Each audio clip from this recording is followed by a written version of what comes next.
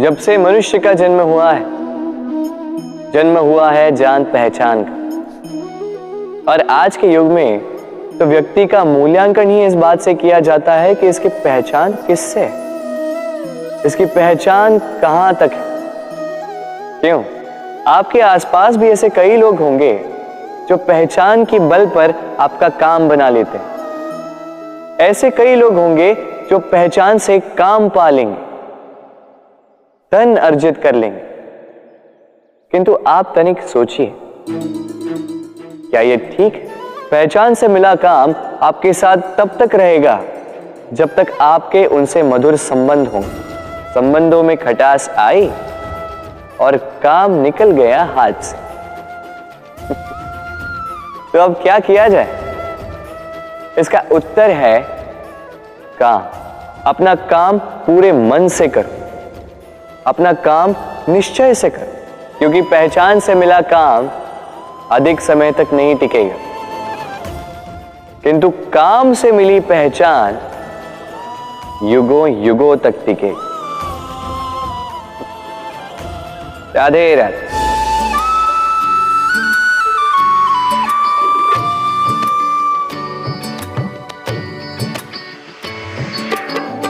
मनुष्य और धन, इन दोनों में संबंध अत्यंत गहरा है। धन वो शक्ति है जिसका उपयोग मनुष्य करता है सांसारिक वस्तुओं को खरीदने के लिए, अपना जीवन यापन करने के लिए। और मनुष्य वो शक्ति है जो धन को महान बना देती है। अब एक बात है, उपयोग करना चाहिए धन का और प्रेम करना चाहिए मनुष्य से। ये बात अधिकतर लोग समझ नहीं पाते। लोग यही सबसे बड़ी भूल कर बैठते हैं। वो प्रेम करते हैं धन से और उपयोग करते हैं मनुष्य का। ये अनुचित है। देखिए, आप किसी सुई से युद्ध नहीं लड़ सकते, ना किसी तलवार से आप वस्त्र सी सकते नहीं। क्या किसके लिए है यह समझना आवश्यक है। आप भी उचित दिशा में कदम उठाइए। प्रेम कीजिए मनुष्य से और उपयोग कीजिए धन का। यदि आप मनुष्य का उपयोग करने लगे तो आपको प्रेम होने लगेगा धन से। ये प्रेम धीरे धीरे परिवर्तित होगा लोभ में और धीरे धीरे ये आपका अंत कर ही देगा। सफलता कौन नहीं चाहता? सफलता को प्राप्त करने का, शिखर पर पहुंचने का अलग ही एक आनंद है। और जीवन में अपने कौन नहीं चाहता? हर एक व्यक्ति चाहता है कि जीवन में मेरे कुछ अपने हों जो सदैव मेरे साथ रहे, क्योंकि अपनों के साथ ही तो सफलता का आनंद सबसे अधिक आता है। परंतु होता क्या है, कई बार सफलता की खोज में उस मार्ग पर चलते चलते हम अपनों से दूर हो जाते, ना चाहकर भी कभी कभी हो जाते। उन्हें समय नहीं दे पाते, कभी कभी भूल जाते हैं कि सफलता का वास्तविक आनंद अपनों के साथ ही है। कि सफल होने के पश्चात जब हम अपनों से मिलते हैं, उनके नेत्रों में हमारे लिए जो भाव है, जो सम्मान है, जो प्रेम है, यही असली पुरस्कार भी है। हम भूल जाते हैं बात और अकेले हो जाते हैं। अधिकतर बार ये होता है। अधिकतर बार लोग जो सफल हैं वो अकेले रह जाते हैं। अब आप क्या चाहते हैं? आप असफल होकर अकेला रहना चाहते हैं या सफल होकर अपनों के साथ आनंद मनाना चाहते हैं? निर्णय आपका है। सफलता के पीछे भागिए, स्वयं को झोंक दीजिए, किंतु अपनों का साथ कभी मत छोड़िएगा।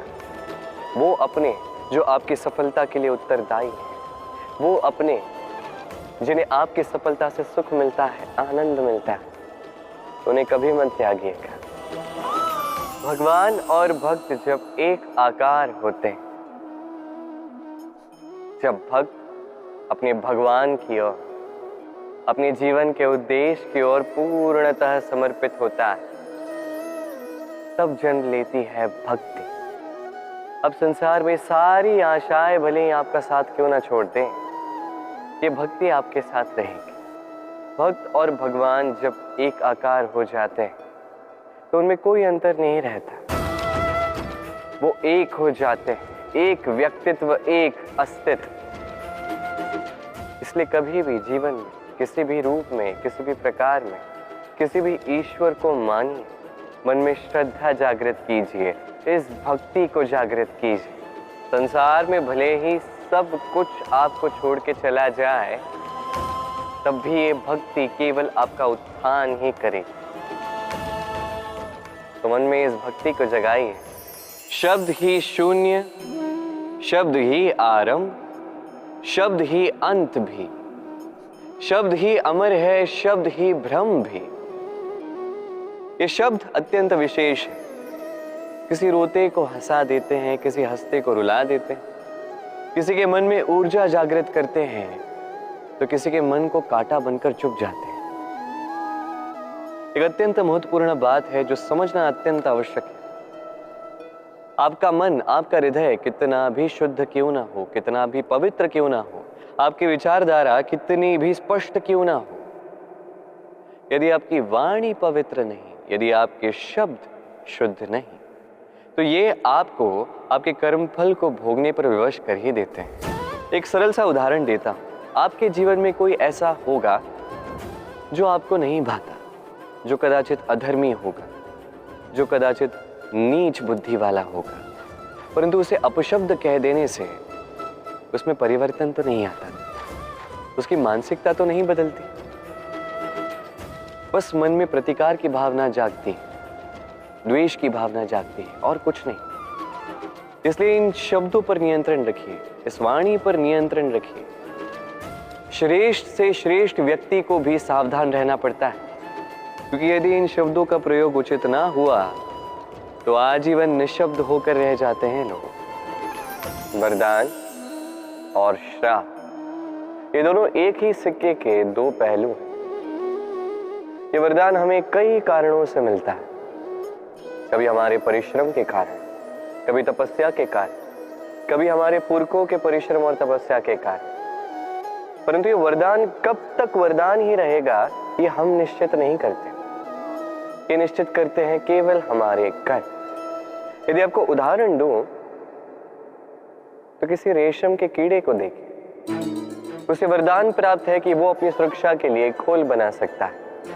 अब वो उसमें इतना मदांध हो जाता है कि वो एक ऐसा खोल बना देता है जिसमें स्वयं ही गिरता है, दबकर मर जाता है। इसका तात्पर्य क्या है?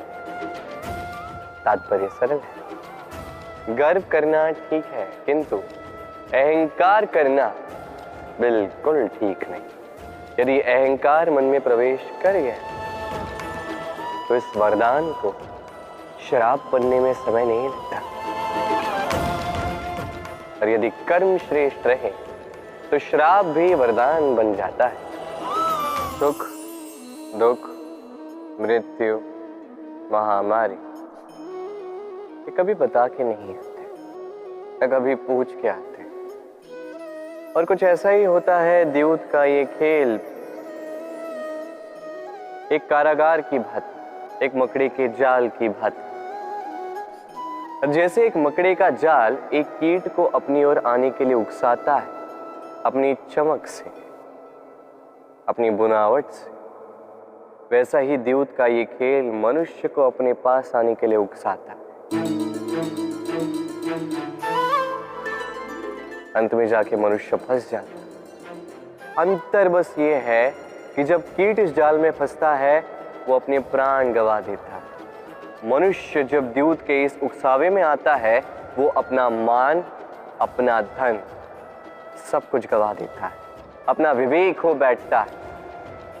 और आप अपना विवेक कभी मत खोइएगा। यदि आपके मन में लालच आ जाए, आप लोलुप हो जाओ, यदि आप द्यूत के इस खेल में प्रवेश कर जाओ, तो बस स्मरण रखना, लौट कर वापस आना लगभग असंभव है।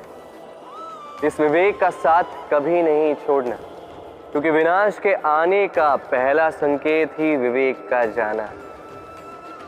इस उकसावे में मत आए। विजय, विजय प्राप्त करने के लिए मनुष्य क्या कुछ नहीं करता, हर संभव प्रयास करता है, परंतु क्या अपनी विजय प्राप्त करने के लिए कुछ भी दांव पर लगा देना उचित है? कदापि नहीं। अपना खोया हुआ मान, खोई हुई संपत्ति, खोए हुए अधिकार पुनः प्राप्त करने का एक ही मार्ग है, और वो है पुरुषार्थ, जुआ नहीं। जो व्यक्ति स्वयं हरा हुआ है, अपनी जीत को प्राप्त करने के लिए किसी और को दांव पर कैसे लगा सकता है? ये पूर्णतः अनुचित है। कई बार भौतिक धन पाने के लिए, संपदा पाने के लिए हम हमारा वास्तविक धन, हमारे अपने, उन्हें खो जाने के लिए सज्ज हो जाते हैं। ये उचित नहीं है। संकट कितना भी बड़ा क्यों ना आए, हमारे अपनों को हमारे साथ ही रखना चाहिए, ना कि अपनी विजय के लिए उन्हें दांव पर लगाना चाहिए। ये भूल किसने की है, आप कभी दोहराइए मत। राधे राधे।